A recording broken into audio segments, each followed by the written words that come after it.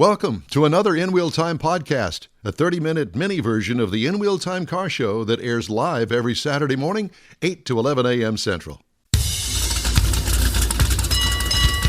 Celebrating 10 years of award-winning car talk, it's the In Wheel Time car show, your weekly go-to all things automotive place. Coming up, we'll have This Week in Auto History, get you updated on the stories making auto headlines this week, and we got a little special treat for you coming up here with a special guest. Howdy, along with Mike out of this world Mars, King Conrad DeLong. We need more Jeff Zekin. I'm Don Armstrong. Glad you could join us on this Saturday. Thank you so much. We truly appreciate it. Last half hour of our program for this week. And our special guest this hour is Michael Kamins with Kamins Motorcars. Michael, good morning to you. Good morning to y'all. Hey, thanks so much for joining us today. We truly appreciate it. Tell me what kind of a car dealer you are. Well, I started being a car dealer back in the early 90s, and I was an independent dealer till the early 2000s. And for some reason, I wasn't loving it like I used to, so I sort of changed gears and went primarily classic cars. Probably 90% of my inventory are classic cars, maybe 10% or more the modern cars. I've been doing this probably for over 30 years, and what I'm doing these days, I absolutely love. I do it at my own pace.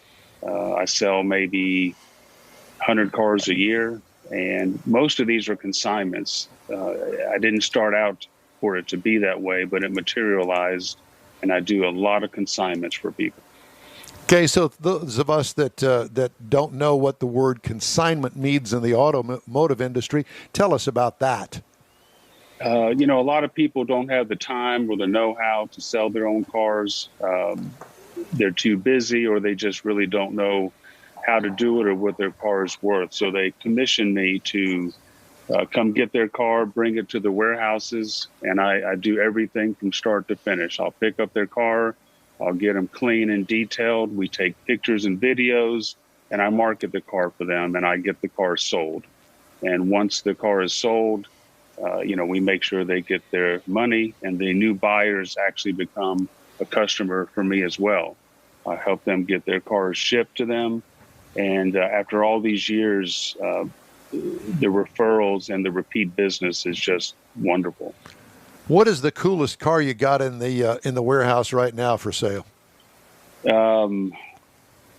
That's a tough question. I have a few of them. I have about 4 Shelby GT 350 convertibles.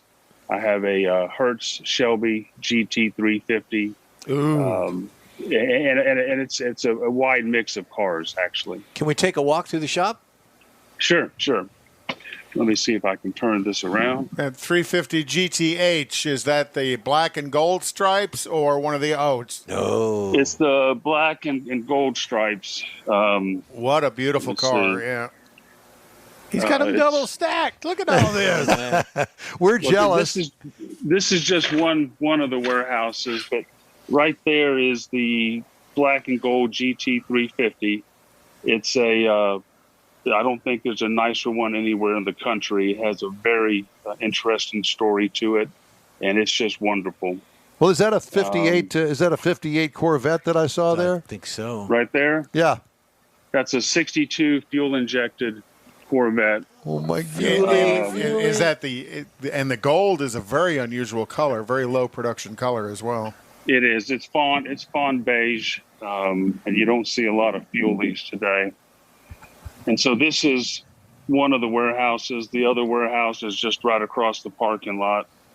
And that's green. Yeah. We keep them full, Look at that. So where do you said most of these are on consignment with you? That is correct. Okay. I have my own collection that are mixed in the warehouses and elsewhere, but typically it has really turned into a consignment. During COVID, I think I sold 74 cars for people. Wow. And this year alone, I've already surpassed that, and it's just September. Well, that's what I wanted to move our conversation to. How are sales in this time of the pandemic for one, but also the fact that, dealer inventory, both new and used cars, is just awful. And I would imagine, I mean, how is this playing out for you as pretty much a classic car dealer? Well, when the pandemic came, myself, along with a lot of people that I know, we were convinced that sales were just going to be dead. And it was quite the opposite. Sales rose, to almost double. And why that was, I really don't know. I have reasons to think that maybe people were deciding, if I don't do this now, when will I do this? Right, yeah. Maybe they got sick. Maybe they had a family member get sick. But sales has absolutely gone through the roof. It's fun and it's exciting, and I'm selling more cars than I've ever sold. And how have values followed that? Have they kind of stayed flat, or is values really inflated as well? My experience is it's inflated. I'm asking higher prices than I would ever normally ask, and I'm getting them. Wow. Do you think that your buyers are just flush with money for some reason? I don't know where the money came from. Maybe some of it came from government. Maybe some of it came from, like I said, people decided if they don't do it now, when are they going to do it? But money came from somewhere, and everyone's having a ball. And you don't care where it came from; you just want some of it. That's it. Well, That's correct. I got my Muscle Machines magazine this week, and they did a feature back here on the Barrett Jackson Scottsdale auction that happened a little while ago. And for instance, the 1963 Chevrolet split window coupe, okay? Average selling price is $137,000. I'm sorry, the selling price was $137. The average selling price was $250,000. So somebody got themselves a really good deal. But on the other hand, too, the 70 Chevelle, the SS 454, selling price $198,000 with the average selling price of $195,000. So I guess it really depends on the buyer as to how much they want to pay, and it really boils down to what kind of car they want. And if you really want that white 1970 Chevy Malibu SS 454 with the black stripes, then you're willing to go over and above the amount of average selling price to get it, and you'll do it. That's what I want. Yeah, and so that's what I'm going to get. And I guess you find that to be true as well. I do. Absolutely. Of course, when you're at these auctions, it's a lot different at the auctions than it is when people are searching, on the market. At these auctions, there's a lot of factors that go into what somebody is willing to pay and what they end up paying. So I don't know. There's a difference between auctions and searching the market. Yeah. Somebody that comes in there, I noticed back over in the corner, you had that blue with a black vinyl top 70 model El Camino. So if that's what I'm looking for at the auction, if I don't see it, I'm not necessarily going to look for something else that just catches my fancy. Well, I think that the other thing is that at an auction, everything gets into a fever pitch and you get emotions involved. Oh, yeah. Emotional selling is profitable. Yeah, exactly. But, in your case, I'm online. You've got a car that I want. But there are other cars that I could choose from, but I choose the one that you have. And so there's more thought given to it. Maybe it's your location here in town. I'm in town, so I just go over to your place and take a look. It might be the right color for a car from your past. Yeah. I think that there are a lot of variables involved here. If you've got the car that I want, I'm going to do whatever I can to get that car. Is that what you run into? It is. It's absolutely. And, also... I tell people all the time when I'm selling cars for them or if I'm selling them for myself, it's timing. It's right place, right time, right circumstances. If you have a car that I want, and I'm really undecided as to whether I'm going to spend, let's just say, $100,000 on a classic car, and there's another one that I'm kind of looking at, maybe it's $90,000. Do you go back to your owner of the car that's wanting to sell it and say, hey, look, I've got a buyer that's willing to pay $90,000 cash for the car. Are you willing to come down on the price? Do you do that? Oh, absolutely. A lot of times customers think their car is worth a lot more than it is. Oh, yeah. Most all of the the time, time. yeah. And I'm always willing to try because classic cars are much different than a modern car. These are emotional buys. Maybe their father had one when they were younger, or maybe they had one when they were younger. Often I get a lot more for a classic car than maybe it's worth. But with these consignments, we try to get their price that they want. But I tell them at some point, if we're not getting what we want, we need to get realistic. And they do. They want to sell them. They're not going to keep them for no other reason. I do a lot of car sales for widows from estates and law firms who are handling estates. I typically have a waiting list to get cars into the warehouses. Typically, I'll have at least 50 to 60 at all times. And if I sell 2 or 3 in 1 week, I have 2 or 3 more that come in. But people do get realistic. So where can people go look at your inventory that you currently have available? I'm working on my website. It should be up soon enough. It's going to be KaminsMotorcars.com. But they're always welcome to look up Kamins Motorcars on the internet, and my phone number's there. Yeah, and they're always welcome to come to the warehouse. Okay. Yeah, because I see you've got a lot of listings on eBay and stuff as well. Classic car dealer, some other locations. So it looks like you're posting them there as well. So, yeah, I'll have 25 or 30 cars up at all times. Okay. Are most of the cars that you have in your collection from around the Houston area? The majority are.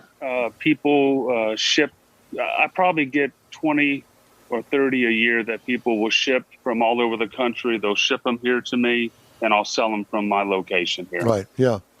Well, I mean, it's nice to know that, you're local here in the Houston area.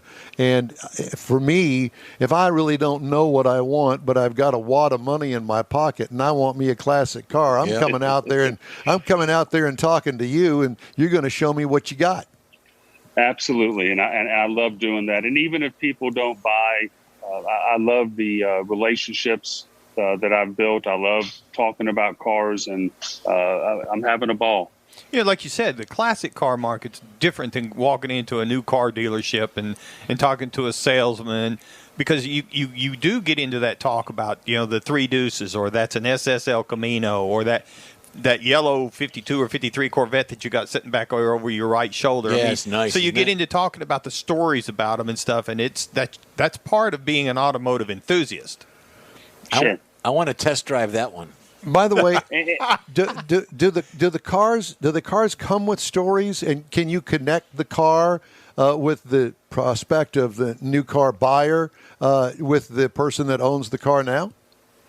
That just depends. All these cars have stories, and depending on the documentation and the files that come with the cars, sometimes you get the whole story, and sometimes you don't. And even when you don't, you can be assured that these old cars have stories. After all these years, from the 50s, the 60s, the early 70s, they have stories. Currently, I have the last 2 1955 Corvettes that were ever produced.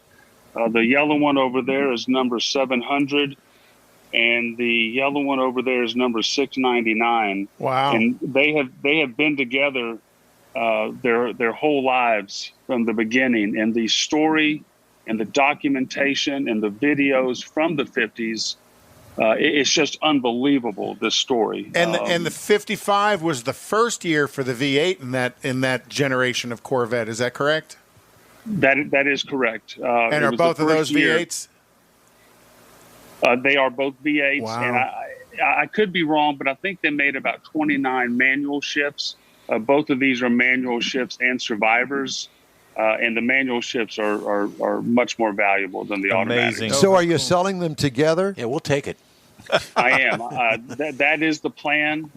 The owner of these two cars is a Houstonian and extremely well known in the NCRS, and a dear friend of mine of over 30 years. And these cars were together until about 5 years ago when he bought them, and they were with the same family. And so we are selling them, and we'd like to sell them together since they've always been together. Absolutely, because that's amazing. That's the hook. There is that they're brothers or sisters or whatever you want to call them, and they're in sequence right there with the numbers that they bring with them. Yep. I can't imagine separating the cars. It'd be like twinsies. It'd be like separating kittens. It's hard to do. Yeah.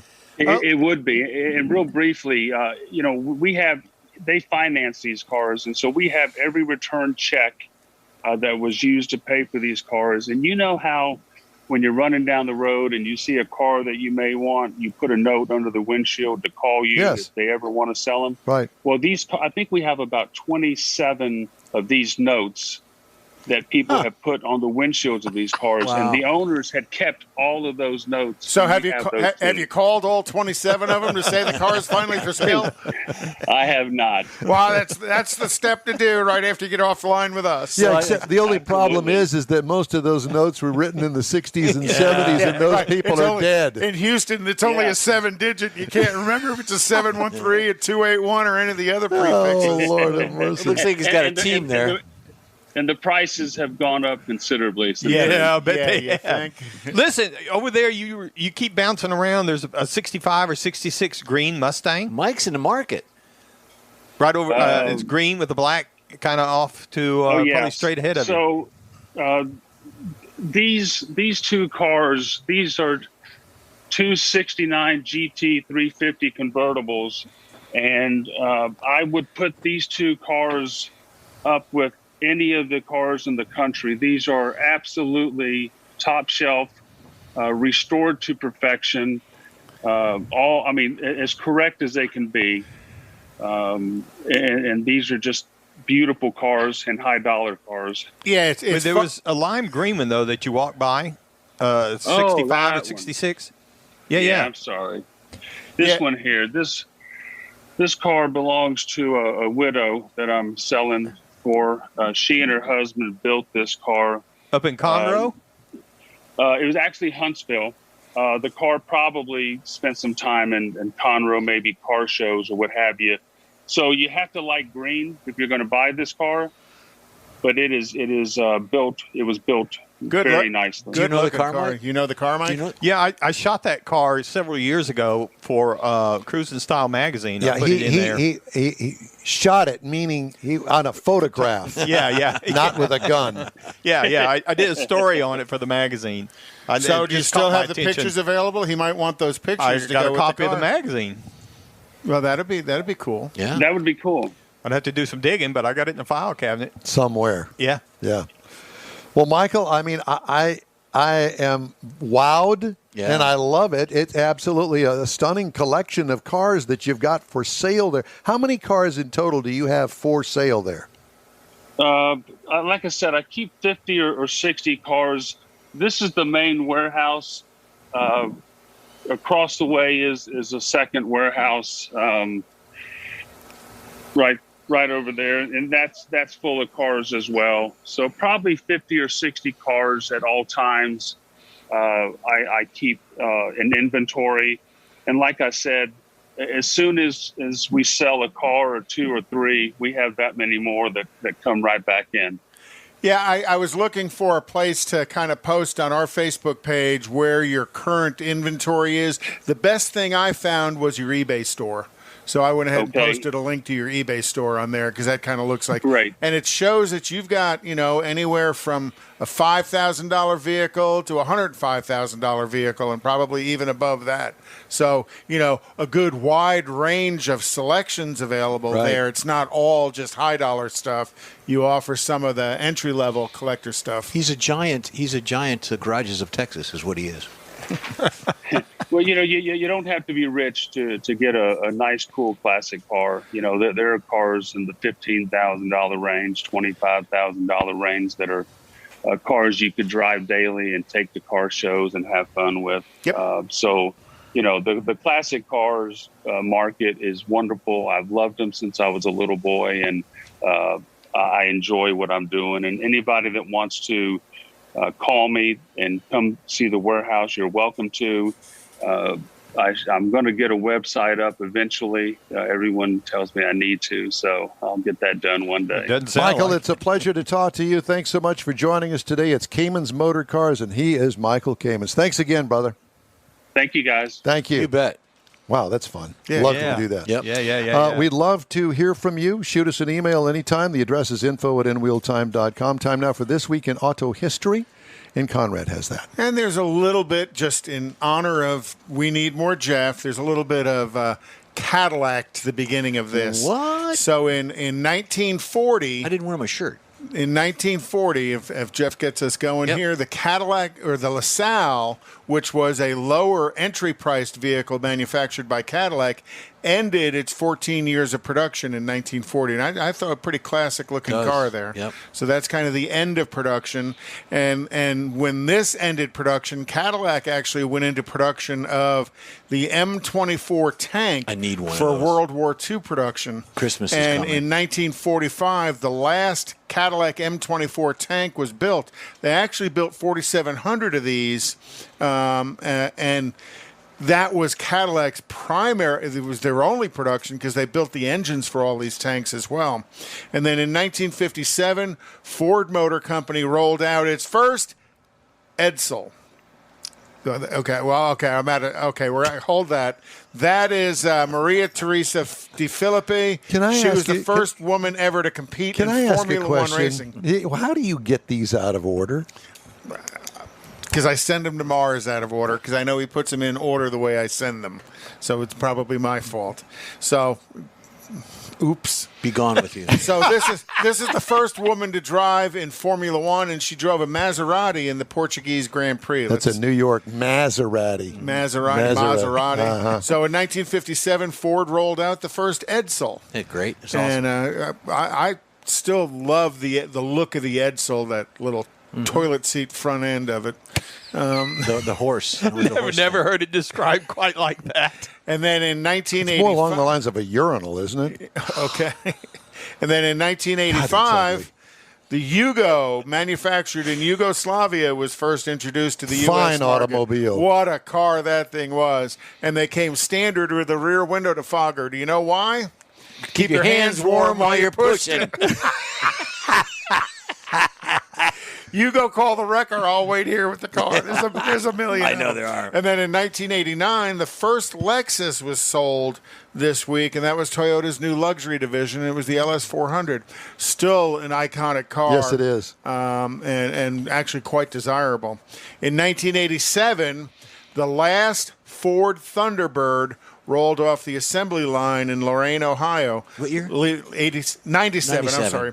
Leaving many of the car fans disappointed. One of the Ford dealers' beloved brands was the Thunderbird. Kathy had a 97. She had an SHO. And that would be it right there. Huge racing history in NASCAR as well. So goodbye to the Ford Thunderbird. And then in 2003, Harley-Davidson celebrated its 100th anniversary party in the Milwaukee Veterans Park. Now tell me, 100 years of Harley and about 8,000 Harley show up. How much beer do you think went through there in Milwaukee, of all places? And they weren't drinking Schlitz. King of beer. Congratulations, Harley, because now you're, 121 Are they gonna years, survive? 122 years. Absolutely. Harley. I think that they're hurting really bad. Yeah, but Harley has a brand loyalty beyond Well, they're working with reproach. GMC now. But true. They moved up in the world. Yeah, they sold their name to GMC for millions of dollars for them to put that on their and truck. they gladly paid it. For more oil. I guess. That's how they're going to survive. Okay, some of the stories making automotive news headlines this week. Electric vehicle charging company Wallbox is set to build a $44 million, 130,000 square foot manufacturing plant up in Arlington, Texas that will aid the company's expansion in North America. The plant will be Wallbox's first manufacturing site in the U.S. The company expects to create 250 jobs in the region by 2030. Arlington plant will host production lines for the company's Pulsar Plus AC chargers. Pulsar. Wasn't that some sort of a television? Mm-hmm. Because there was another one that they're going to build, too. They'll manufacture the Quasar. Another television brand. Mm-hmm. See, Pulsar was also a name of a Nissan little two-seat car. And then the Supernova. Oh. DC fast charging went for public use. So, what's that? And Buzz is probably all over it. He's probably already been invited to their manufacturing facility. He's sitting there waiting for his fast charger. He turned the shovel on the opening day that they went out there and said, here it is. He shoveled a few things on us. No doubt. Texas Ford dealers have joined forces with the U.S. Army on a two-pronged mission to counter the dire shortage of trained auto technicians with helping soldiers land on their feet as they transition to civilian life. The bulk of the 16-week program taught at Central Texas College, a community college in Killeen, but students spend the third week of each month at dealership service departments shadowing top technicians and working on customer vehicles. Dealers cover the students' lodging expenses but keep any income they generate. So that's good. It's a nice training program. Yep.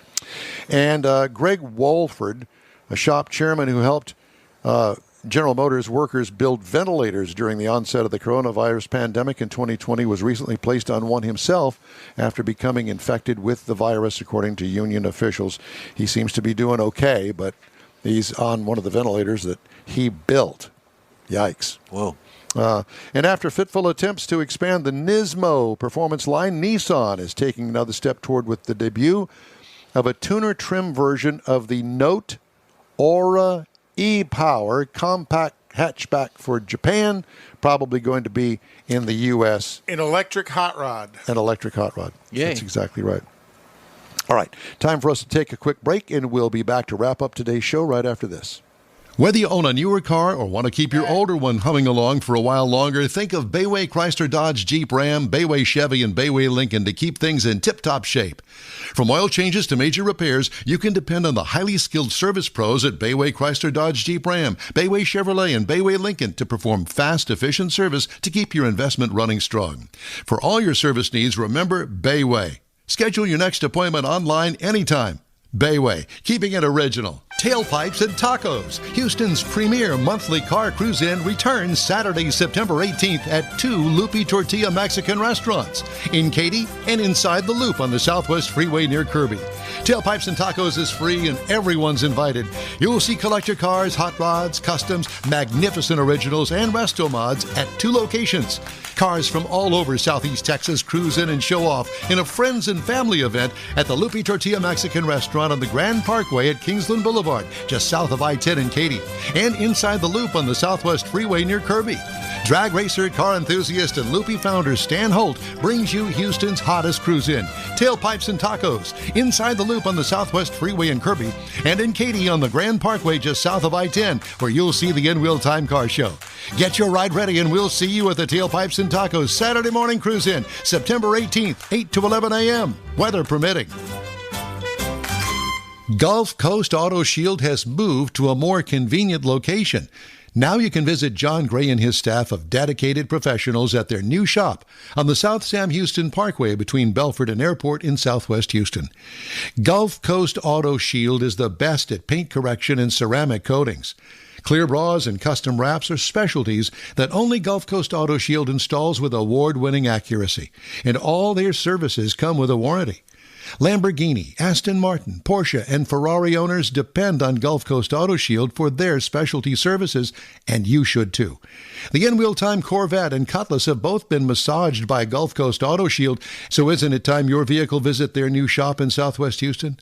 Call John Gray today at 832-930-5655 or visit online at gcautoshield.com. That's gcautoshield.com. Paint, coatings, wraps, and more at gcautoshield.com. Well, that wraps up for another episode of the In Will Time Car Show. Hey, when you're on Facebook, please give us a like, tell your friends about us, and share our junk if you will. You'll get Conrad's unicorn hunting features along with all things automotive all week long. The In Will Time Car Show streams live on Facebook, YouTube, Twitch, and on InWheelTime.com every Saturday, 8 to 11 Central Time. Podcasts are available from your favorite podcast channel 7 days a week. What? Special thanks to all of our guests today. The In Wheel Time Chief Engineer is David Ainsley. Our Marketing Manager and Video Technical Director is We Need More, Jeff Zekin.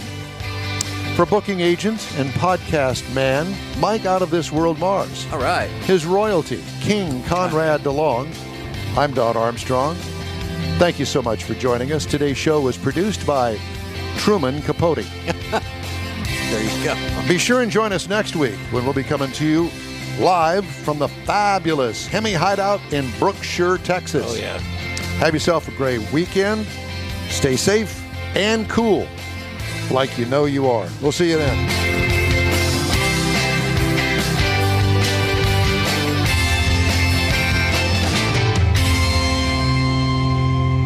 That's it for this podcast episode of the In Wheel Time Car Show. I'm Don Armstrong, inviting you to join us for our live show every Saturday morning, 8 to 11 a.m. Central on Facebook, YouTube, Twitch, and our InWheelTime.com website.